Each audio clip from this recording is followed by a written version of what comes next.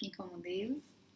Eu me chamo Isis, tenho 36 anos, sou missionária de laços desde 2014, tenho uma filha de 14 anos, mas não me casei, sou advogada e vou tentar partilhar um pouquinho aqui com vocês a minha história, a minha conversão, meu testemunho de conversão, a história de como eu encontrei com Jesus.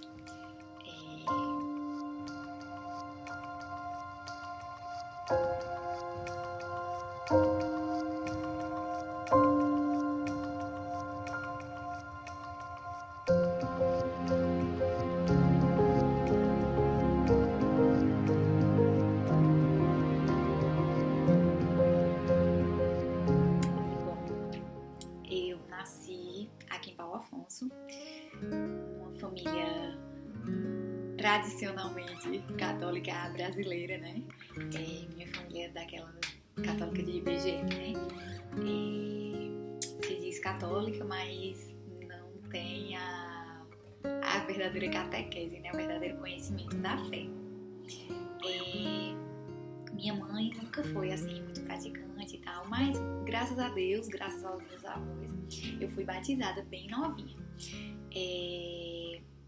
O que eu tinha mais assim que me levava nas minhas raízes, que me levava à igreja católica, eram meus avós que moravam em Pesqueira, Pernambuco, e lá era uma cidade muito católica. E minhas tias paternas em Fortaleza, duas tias que eram muito católicas. E aí, sempre que eu ia passar férias com meu pai em Fortaleza, eu me aconchegava muito nelas. Ficava com saudade da minha mãe, eu desde pequenininha ia passar férias lá. E essa história, essa coisa de Deus que elas tinham, me dava muito conforto, me dava muita segurança.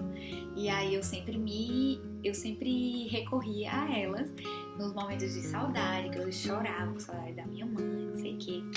Aí, todos os dias eu pedia pra minha tia me contar a história de Jesus, a história do nascimento de Jesus, a história da criação do mundo. Todo dia eu queria ouvir essa história. E a outra parte, a minha outra perna católica, que era com meus avós, eu já um pouquinho maior, ia passar férias lá e meu avô me obrigava a ir pra missa. Era eu e uma prima minha, a gente ia juntos passar as férias lá e todos os dias a gente ia ir pra rua, né? Lá em Pesqueira a gente tinha muita amizades, gostava de sair e tal. E só podia sair depois que fosse pra missa. Então ele obrigava a gente a ir pra missa 7 horas e depois podia ficar na rua até 10. A hora que meus amigos estavam chegando na rua, a gente tinha que ir pra casa. Aí era uma confusão danada. E a gente fugia, enfim, mentia, fazia aprontar. Em fevereiro tinha a festa lá da padroeira da cidade, Santa Águeda, e miraculosamente meu avô permitia que a gente, todos os dias a gente tinha que ir pra missa, os 9 dias da novena. E no dia 4 de fevereiro tinha um baile. E não sei o que era que meu avô permitia que a gente fosse pra esse baile. E a gente só chegava em casa de manhã e aprontava muito, enfim. Então eu frequentava a igreja, mas eu não tinha noção de nada. Eu comungava, mas eu tinha feito primeira comunhão, mas eu não tinha sido de fato catequizada. Tanto que eu, quando fui pro Retiro de Laços, eu nem sabia que Jesus estava no Santíssimo Sacramento. Fui descobrir lá, conhecer lá, mas assim, é algo que foi muito difícil pra mim compreender, sei lá. Era muito difícil pra mim entender aquilo. E aí, a gente tinha essa coisa aí, né? O catolicismo era assim na minha vida. Quando eu voltava pra minha casa, pra Paulo Afonso, não tinha nada de católico, nada de igreja, nada de Deus. E aí eu tinha muitas influências, muito nova era, gostava muito de todas as porcarias de ocultismo, de horóscopo, enfim, tudo isso aí que dizia sondar os mistérios, assim, né? Isso tudo me chamava muita atenção. Eu era sempre fui muito reflexiva, muito analítica, muito perturbada com as coisas da alma, com o interior, tudo as coisas me inquietavam muito. E aí, chegando pra parte que importa da minha vida, que é por onde Deus chegou, né, na minha vida, acredito que todos nós temos um calcanhar de Aquiles, né, o nosso ponto fraco. E geralmente Deus se manifesta por ali, por onde a gente mais sofreu, por onde a gente mais penou na vida. E as minhas penas, eu costumo dizer que a história da minha vida poderia ser contada pela história dos meus relacionamentos. Eu comecei, saía assim pra festa, bloco de carnaval, não sei o quê, desde os meus 9 anos de idade. Então as coisas foram vindo pra mim muito cedo. E não que eu comecei a me apaixonar muito cedo, porque eu comecei a sair muito cedo. Não, eu comecei a me apaixonar antes mesmo de começar a sair. Coisas assim. Eu me lembro, eu bem pequenininha, com 3 anos de idade, lá em Pesqueira, tinha umas amigas na rua da minha avó, né, que eram mais velhas do que eu e gostavam muito de mim, de brincar comigo, me levavam pra casa delas, não sei o quê. E elas tinham um primo, quase da minha idade. E eu me lembro que ficava lá no porta-retrato, na casa delas, da avó delas, lá na mesma rua da minha avó, uma foto minha com esse primo dela, com 3 anos de idade, mais ou menos, dando um selinho. E eles contavam isso pra todo mundo e diziam que esse menino era meu namorado. Você imagina, eu tinha 3 anos de idade nessa foto. E aí, quando eu era bem pequenininha, tinha essa historinha, essa resenha lá. Então, assim, eu já cresci com essa coisa aí, com essa pegada aí, E eu me lembro, assim, de 6 para 7 anos de idade, eu apaixonada por um menino lá do bairro da minha avó. Depois me lembro, com 9 anos de idade, quando eu me apaixonei mesmo, pra valer, que aí virou os namorados mesmo da minha vida depois.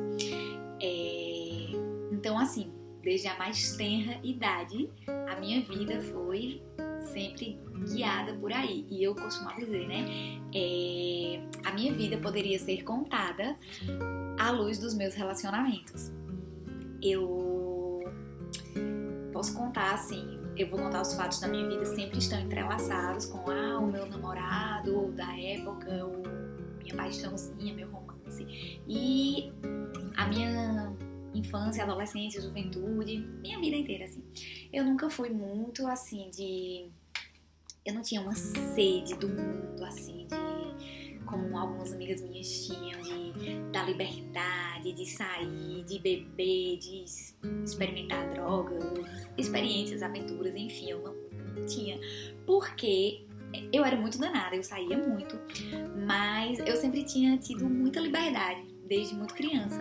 Minha mãe era muito jovem, me teve com a mesma idade que eu tive minha filha, com 21 anos, 22 na verdade, engravidou com 21, teve com 22, nas mesmas circunstâncias. A gente fazia faculdade em Recife, meu pai é muito parecido com o pai da minha filha, enfim, as coisas da vida, né? Esses mistérios aí intergeracionais, né, que a gente herda, que impressionante. Eu repetia a história da minha mãe. Até a minha conversão, eu fui seguindo os passos, né, assim, de forma consciente. E, bom, né, nesse caminho das minhas paixões, dos meus relacionamentos, eu fui crescendo, acredito, deixando de desenvolver minhas potências mesmo, assim, porque imagine a pessoa desde tão novinha, com o foco todo nisso, era muito sofrimento, muita dor, muita imaturidade, mas eu tinha certeza que esse era o único caminho da vida. Isso era o que existia, o que acontecia, e a vida era isso mesmo. Estava dando errado porque eu tinha feito algo de errado, ou a pessoa, meu namorado, tinha feito algo de errado e a coisa não dava certo. Não era uma questão, pra mim, na minha cabeça, não era uma questão de mudança de rumo, mudança de direção, não. Era tentar mudar uma pecinha aqui, outra ali. E ia sempre tentando mudar. Seja dentro do relacionamento, seja trocando de relacionamento. E isso nunca se resolvia. O buraco do meu coração, a angústia do meu coração, esse desejo de me preencher. Eu sempre tive um desejo consciente, assim, de casar, de ter um lar, de ter uma família. Eu tinha muita vontade disso, mas ao mesmo tempo eu também era muito aventureira. Eu queria experimentar as coisas, assim, o relacionamento, mas eu não queria ser submissa. Tinha todos os conceitos, todas as ideias feministas, marxistas que eu fui recebendo na minha educação. Eu tinha, por exemplo, as influências que eu tinha, assim, né, de absorção do mundo, vinham muito ali através da minha mãe. Minha mãe gostava muito de música, de arte, enfim. E eu recebia muito aquilo tudo, com mais as influências do meu meio, né, da musicalidade mesmo, da adolescência, enfim.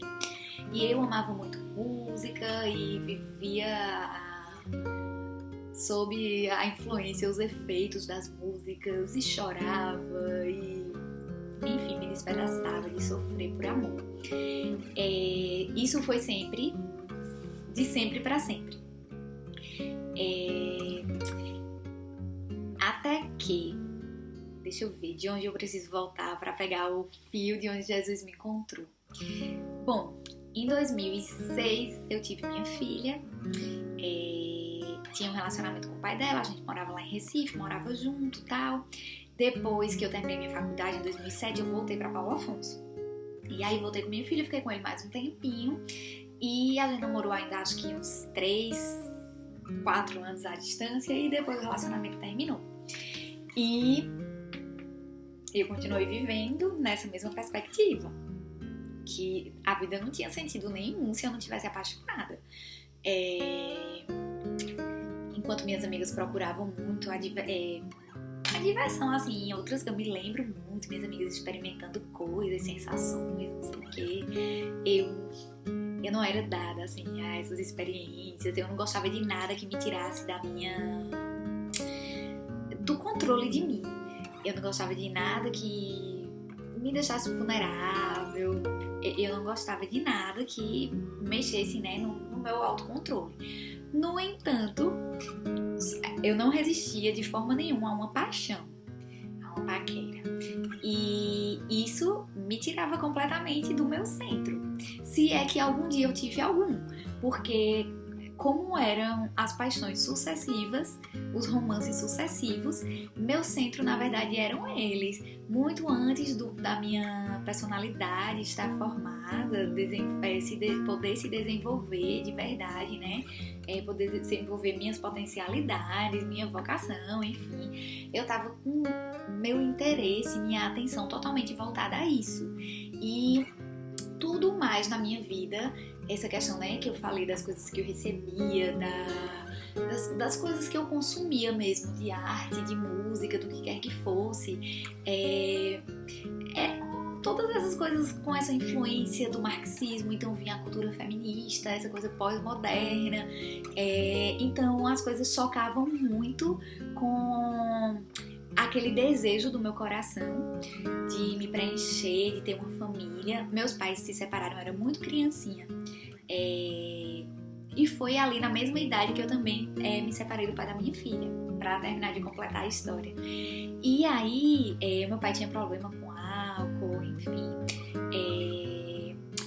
Eu tinha essa ausência muito grande da figura paterna, né? De estar ali dirigindo, aquela voz masculina na minha vida, né? Pra me colocar rédeas. E minha mãe trabalhava muito.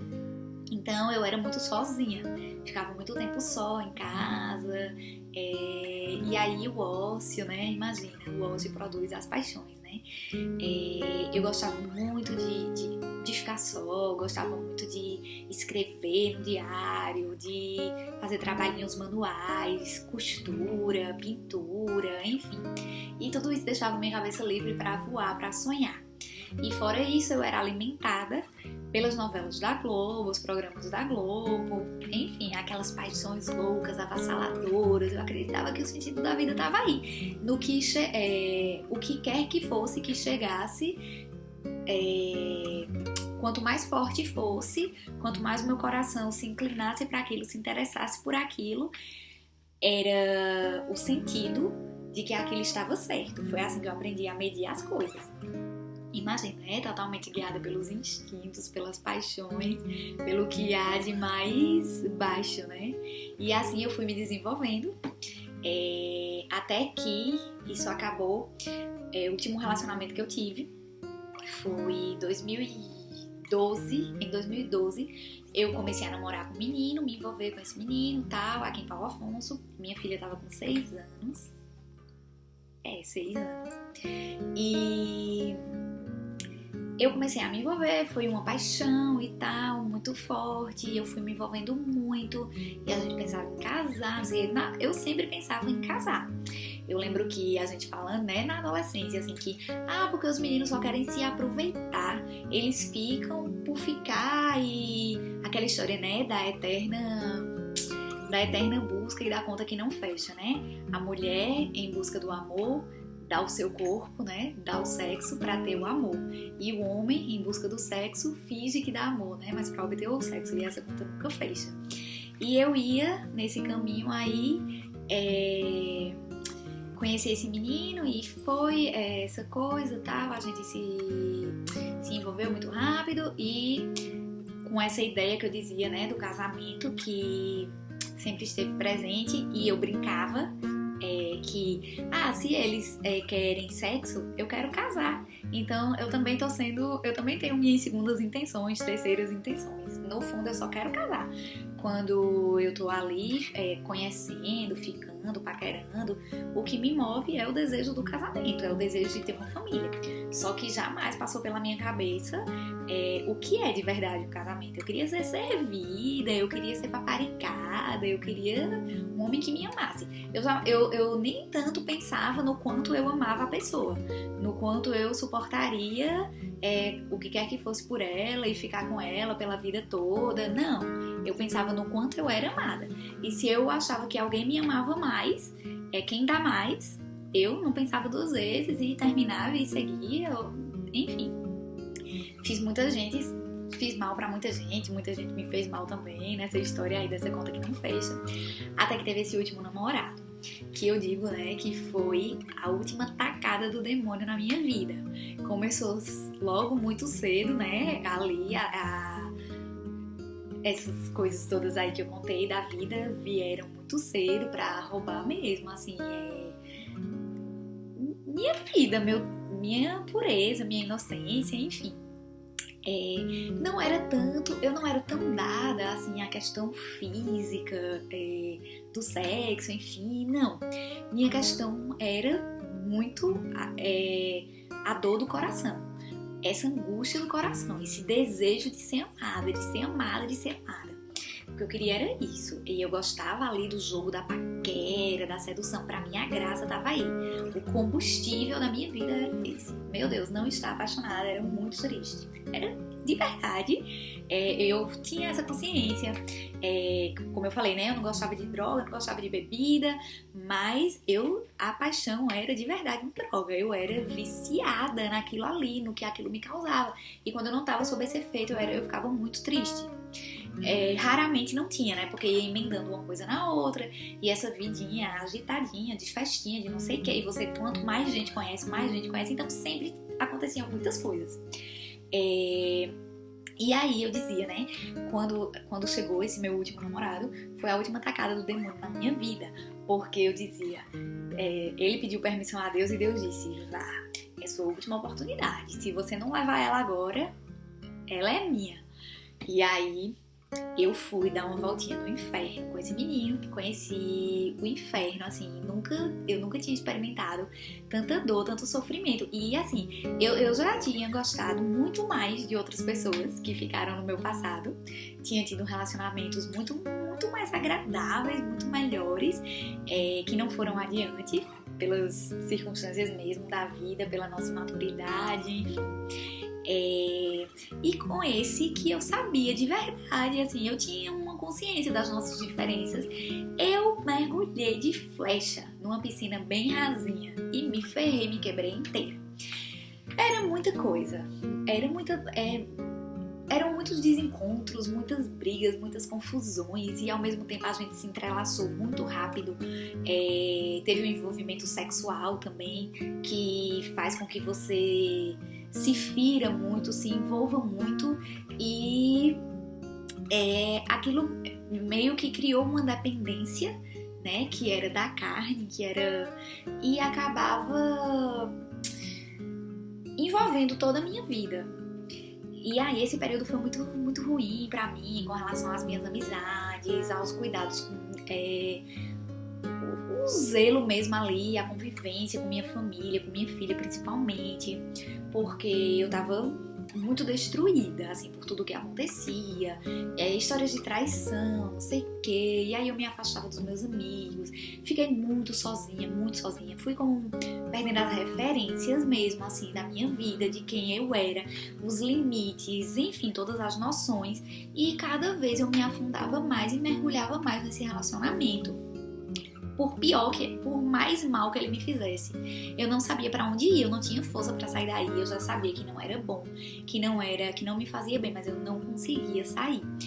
Em 2012, eu ainda fiz um retiro. Antes disso, na minha trajetória, eu ainda fiz umas incursõezinhas, assim, em alguma igreja protestante e tal, mas eu nunca fui lá com aquele desejo de buscar Deus mesmo. Eu ia com minhas amigas, a gente passava na igreja e depois saía pra lanchar, não sei o que, lá em Recife mesmo, a gente fazia esse programinha de domingo e tal. Mas eu não ia... Eu sabia que eu era católica, eu não sabia por quê. Eu nem conhecia de verdade a igreja católica, não sabia de nada, não conhecia nada, mas eu sabia que eu era católica. Eu não tinha vida de oração, intimidade com Deus, nada. Mas o tempo foi passando e eu fui... eu não sei como eu tinha esse jeito muito reflexivo. Então, às vezes eu tava falando com Deus sem saber que tava falando com Deus. Fazia meus questionamentos, projetava pensamentos, coisas do que poderia ser Deus. Enfim, era uma confusão danada.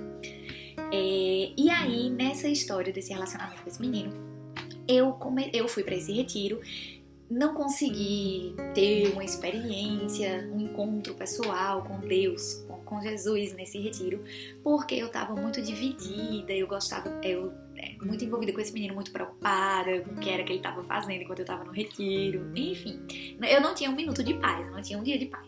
Ou a gente tava brigando, ou eu tava sofrendo porque tava com medo de estar sendo traída, ou... Não era nem de estar sendo traída. Eu não achava que eu era traída. Eu tinha uma inquietação muito grande no coração e eu não sabia o que era. E as coisas que aconteciam, assim, com relação à traição, não sei o que, ele sempre negava e eu sempre acreditava. Eu nunca achei, não, que ele me traía. Eu ficava ali com uma inquietação, uma angústia muito grande. Só que eu não sabia traduzir o que era aquilo. Na verdade é porque eu estava dormindo com o inimigo e minha intuição me avisava. Deus tentava me avisar de alguma forma, eu não conseguia ouvir. E aí eu fui para esse retiro, não consegui perseverar, não consegui seguir ali, mas uma vez ou outra eu ia pra missa. Me lembro que já mais pra frente, em 2014, que foi quando eu fiz o Retiro de Laços, em 2014 eu lembro que eu fui pra procissão de Corpus Christi, tinha ido pro Natal em 2013, pra missa do Natal, e participei, acho que da Semana Santa. Enfim, eu fui assim, meio que inconsciente, fui me aproximando ali de Deus, né? Fui sendo atraída de alguma forma. E no final de 2013, esse menino teve um acidente muito grave, um acidente de carro, e ficou em coma, ficou hospitalizado. Nesse dia do acidente dele, a gente tinha brigado, a gente tinha terminado o namoro. E minha família tinha viajado, minha filha estava com o pai dela, minha mãe tinha viajado, e era o Natal, e eu tinha ficado para passar o Natal com ele. E eu tinha planos de me casar com ele.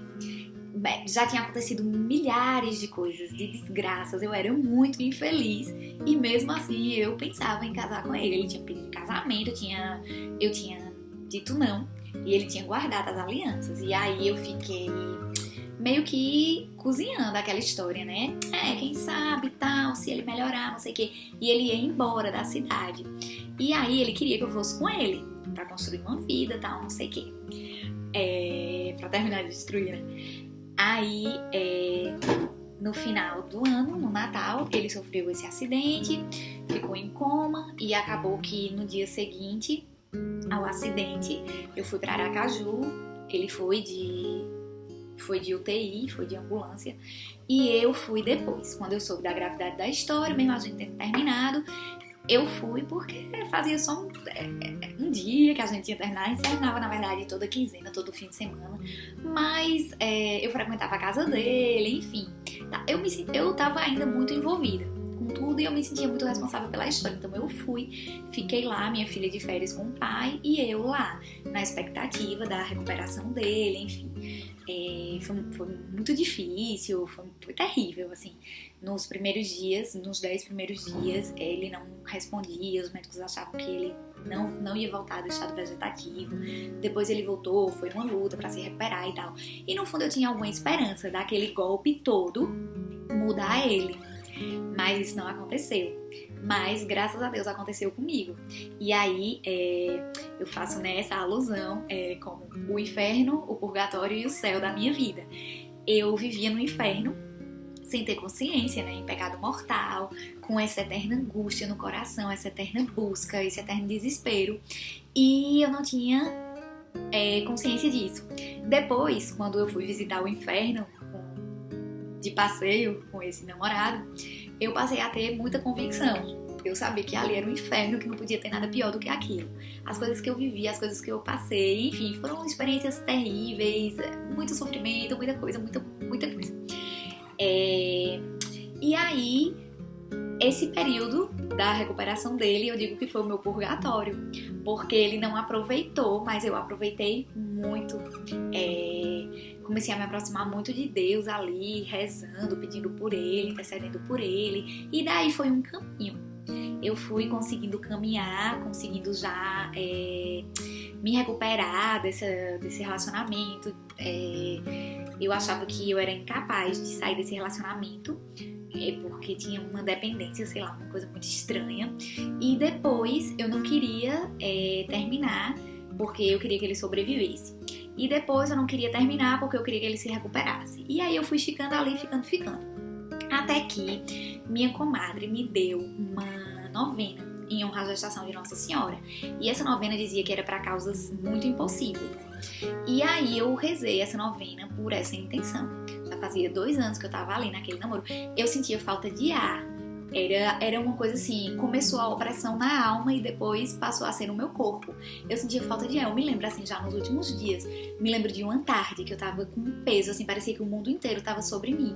E eu sentada numa ponta assim da minha cama e chorando, angustiada e falando, meu Deus, se tu existe, se Deus existe, se alguma coisa existe, não é possível que a vida seja isso. Não é possível, é muito negro, é muito obscuro, é muito pesado, é muito ruim. E eu tinha falta de ar, era algo assim, oprimia tanto o meu coração que me faltava o ar. Aí minha amiga me deu essa novena, eu comecei a rezar por essa intenção e depois de 2 semanas ele quis terminar comigo. E eu fiquei muito triste e tal, mas eu já tava percebendo umas coisas diferentes lá com ele, com a família dele. E tava um negócio muito estranho. E eu já tava super decepcionada com várias coisas que eu fui passando no desenrolar da situação, do namoro, depois dessa coisa do acidente e tal. E a gente tinha certeza que tinha sido um milagre a sobrevivência dele. E lá no lugar onde ele caiu, era como uma ribanceira. E diziam, né, ninguém sabia se ele estava de cinto ou sem cinto. O fato é que o carro caiu numa ribanceira e ele foi pra fora do carro e ficou no asfalto. E todo mundo dizia, se ele tivesse caído lá, ele teria morrido. Guardem isso. Essa parte, daqui a pouco eu vou fazer um link. Aí eu fui, comecei essa novena, a gente terminou. Essa novena durava 9 meses e era em honra à gestação de Nossa Senhora. E eu achei fantástico, porque dia 25 tinha sido o acidente dele. 25 de dezembro, o dia do nascimento de Jesus, o dia que acabaria a novena. E aí eu continuei fazendo a novena, mesmo a gente já tendo terminado, né? Eu entendi que era a graça da novena, mas eu continuei, né? Claro, fazendo. E aí, depois de um tempinho, essa mesma amiga, minha comadre, me convidou para ir para um retiro, para o retiro de Laços. Só que ela não sabia me explicar nada. Não sabia o que era esse retiro, o que era que acontecia. Ela estava fazendo a consagração, mas também não sabia me explicar o que era consagração. E eu cheia de dúvidas, cheia de questionamentos, mas a gente não chegou a nenhuma conclusão. Aí, nesse dia, eu falei, a gente tava conversando, aí eu falei uma coisa assim pra ela e depois eu parei e falei, nossa, eu falei isso tão sem querer, eu não queria ter dito isso, parece coisa do cão. Aí ela falou, isso, ele faz isso. Eu, como assim? Aí ela falou das tentações, não sei o que, isso, as coisas que ela tava aprendendo lá na consagração. Eu falei, e o cão existe? Eu falei, brincando aqui, o cão, existe cão, demônio? Ela, claro que existe, não sei o que. Assim como existe Deus, existe demônio. Eu, ai meu Deus, eu não quero saber de nada disso, não. Eu morria de medo de tudo. Eu tinha medo de extraterrestre, de espírito, de tudo. Quando eu tinha 16 anos, meu pai faleceu. E uma semana antes do meu pai morrer, morreu um amigo meu. A gente tinha 16 anos, isso no ano 2000. E foi a vez que... o momento da minha vida em que eu lidei de forma mais intensa, assim, e mais próxima com a morte. E eu tinha muito medo de, sei lá, acontecer alguma coisa, de ver eles. Não sei, eu sempre pedi muito a Deus que não tivesse nenhum tipo de experiência assim. E eu tinha pavor. E aí minha amiga veio dizer que o demônio existia. Eu, meu Deus, e agora? O que é que vai ser da minha vida? O que é que eu vou fazer da minha vida? Eu tinha medo de escuro, eu tinha medo de tudo. Aí fui pro retiro. E lá no retiro, eu falei, eu tô aqui, eu vou me jogar. O que tiver pra fazer aqui, eu vou fazer. Mas não foi bem assim. No sábado, a gente tinha que se confessar. Tinha a oportunidade, né, de se confessar. E eu não me confessei. Eu vivia em pecado mortal, né? Tinha muitos pecados mortais aí nas minhas costas e não me confessei. Mas eu fui até o padre e falei lá algumas coisas, não sei o que, mas eu não tive coragem de falar. Eu conhecia ele e tal, fiquei com muita vergonha. Também não sabia que podia chegar pros missionários, pedir ajuda nesse sentido. Enfim, eu fui tentando me virar ali e acabei não me confessando. E à noite eu tive uma experiência, no momento de oração, através de Nossa Senhora. Eu tive uma certeza muito grande de que Deus existia, senti uma alegria muito grande no meu coração. Enfim, eu senti uma paz, uma leveza, uma alegria muito grande. E assim terminei o retiro. E tudo que eu tinha ouvido ali, principalmente o hino do movimento, o hino de Laços, toda vez que eu ouvia o hino eu chorava, eu me arrepiava, eu não sabia o que era aquilo. Mas eu sabia já desde o início que eu queria me consagrar, que eu queria ser missionária, que eu queria tudo. Eu só não queria voltar a sentir aquela angústia que até a quinta-feira eu sentia. E eu saí sem sentir mais essa angústia. E aí, isso foi no dia 21 de julho. No dia 30 de julho, eu tive um acidente de carro muito grave, a 1 quilômetro de onde o meu ex-namorado tinha se acidentado. Só que o que aconteceu? Eu caí na ribanceira. Lá de onde ele tinha escapado, eu caí. Só que eu caí num lugar muito alto, era coisa de uns 20 metros, assim, a queda. Meu carro caiu de bico. Meu carro era zerinho, assim. E deu PT o carro. E foi aí, porque tem muitos detalhes, mas eu tava rezando o texto nessa hora. E eu não tinha me confessado ainda. E eu já sabia o que era pecado mortal, sabia que eu estava em pecado mortal, apesar de estar arrependida. E quando eu entrei no carro, isso foi uma viagem pra Canidé. Eu tava abrindo um escritório lá de advocacia com meus amigos. E na volta do expediente, né, eu tive um acidente. E quando eu fui entrar no carro lá, eu comecei a rezar, eu tava rezando texto todos os dias, comecei a rezar, meu maior medo era voltar a sentir aquelas angústias. Então tudo que me disseram que era bom, que eu tinha que estar perto de Deus, o que eu precisava fazer pra estar perto de Deus, então eu fazia, né? Por mais que a oração nem sempre fosse tão sincera, tão contrita, eu estivesse mais, eu rezava. E aí eu fui rezar o texto, eu nem sabia rezar o texto direito, começando olhando no livrinho, e falei pra Nossa Senhora, não sei porquê, mas eu falei, mãe, se eu morrer, se acontecer alguma coisa comigo nessa viagem, tu sabe que eu tô arrependida, me leva pro céu. E o que aconteceu? Ela me fez escapar pra que eu pudesse me confessar.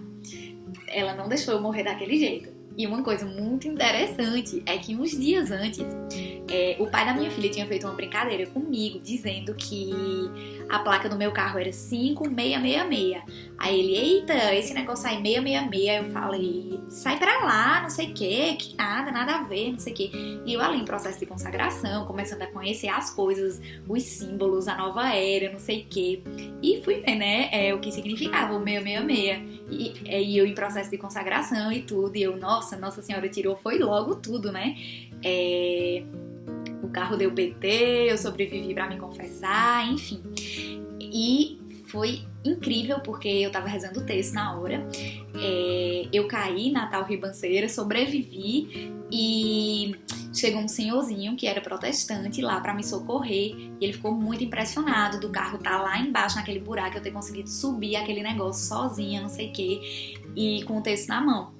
Aí eu falei, né, que tava rezando o texto, não sei o que, ele falou, minha filha, olha, eu sou de outra fé, mas foi esse negócio mesmo aí que ele salvou. Não tem condições não de você ter sobrevivido desse acidente, não sei o que.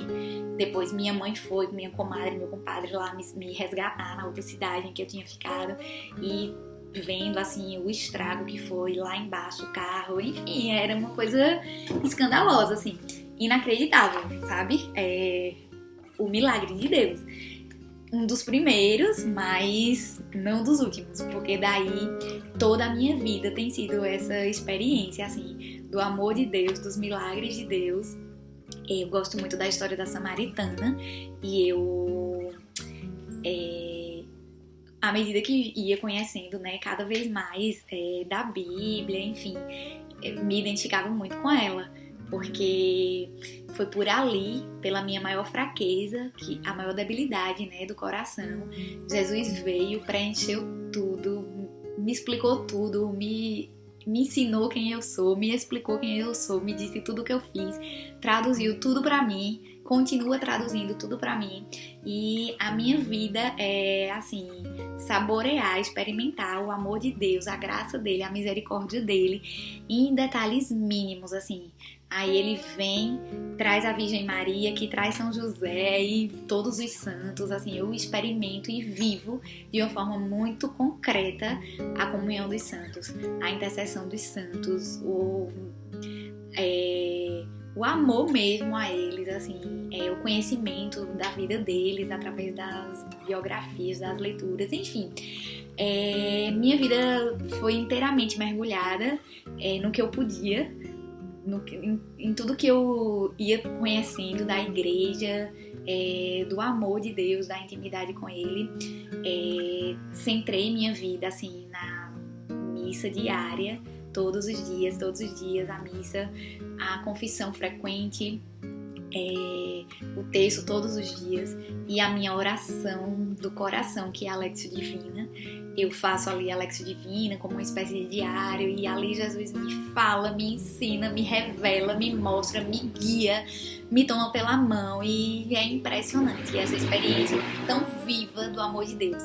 Eu que não sabia que ele existia, hoje olho pra minha vida e vejo os momentos assim, os momentos em que eu escapei de coisas assim, mesmo antes, né, da minha conversão, mesmo antes desse acidente, outras coisas da minha vida que aconteceram, como acidentes também, por exemplo, situações assim que eu olho, meu Deus, Deus estava comigo o tempo inteiro, eu não sabia que ele estava, mas ele estava lá e hoje eu posso olhar para lá e para toda a minha história e ver como ele estava presente e hoje vejo também, já tendo essa consciência, né, as pessoas da minha família que não têm uma vida ainda em Deus, assim, né, não são católicos, não são praticantes, mas vejo, assim, a providência de Deus, o amor de Deus, a misericórdia dele atuando na vida das pessoas ao meu redor, né, e na minha, dessa maneira, assim, impressionante. Ele é tudo pra mim, tudo que eu procurei em todos os amores do mundo. Jesus veio de uma forma que só Ele poderia, né? Só aquele que fez meu coração poderia completar, preencher o meu coração dessa forma tão plena, tão incrível. E eu sei que ainda não é plena, né? Porque Ele me deu 100 vezes mais, com perseguições, mas ainda tem a eternidade para me dar. E que Nossa Senhora, São José, meus santos, não me deixem me perder nesse caminho. E isso é o que eu desejo para cada um de vocês, para cada um dos que ficaram aqui esses momentinhos ouvindo essa conversa, essa história. Muito mais do que dar o meu testemunho, eu convido cada um de vocês a fazer essa experiência de Deus na própria vida. Que a graça de Deus esteja com vocês.